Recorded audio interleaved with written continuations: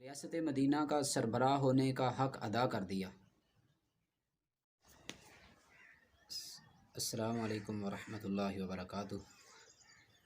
جی ریاست مدینہ ہے، حضرت عمر رضی اللہ تعالی عنہ بازار کے اندر جا رہے ہیں اور ایک خوبصورت موٹا تازہ اونٹ دیکھا۔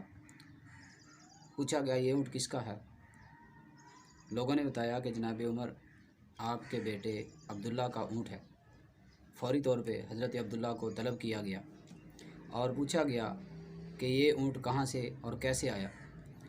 حضرت عبداللہ بن عمر رضی اللہ تعالیٰ عنہ فرمانے لگے، امیر المومنین، یہ میں نے ایک کمزور سا اونٹ خریدا تھا اور اس کو مسلمانوں کی چراگاہ میں چھوڑا اور کچھ عرصہ کے بعد یہ موٹا تازہ ہوا۔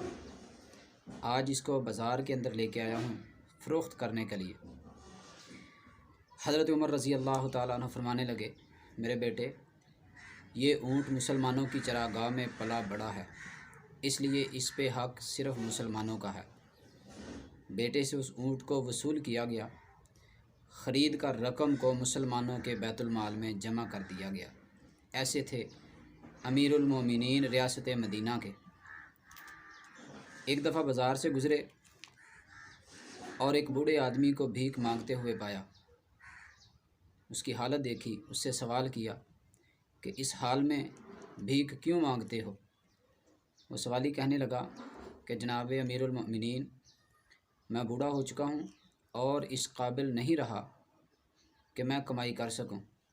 میں ایک غیر مسلم ہوں اور اس عمر میں بھی ٹیکس ادا کرتا ہوں، ذمہ ہوں، مجھ پہ ٹیکس لگایا گیا ہے اور اس قابل نہیں ہوں کہ میں ٹیکس ادا کر سکوں۔ جو کمائی کرتا ہوں وہ ٹیکس میں چلی جاتی ہے۔ حضرت امیر المومنین حضرت عمر رضی اللہ تعالیٰ عنہ اس کو اپنے ساتھ لے کے آئے، کھانا کھلایا اور فرمان جاری کر دیا کہ اس عمر کے تمام لوگوں سے ٹیکس وصولی بند کر دی جائے۔ یہ کیسا انصاف ہے کہ ان کی جوانیاں ہم استعمال کریں اور ان کے بڑھاپے میں انہیں بھیک مانگنے کے لیے چھوڑ دیا جائے۔ یہ تھے ریاست مدینہ کے امیر المومنین، حقیقی سربراہ ریاست مدینہ کے۔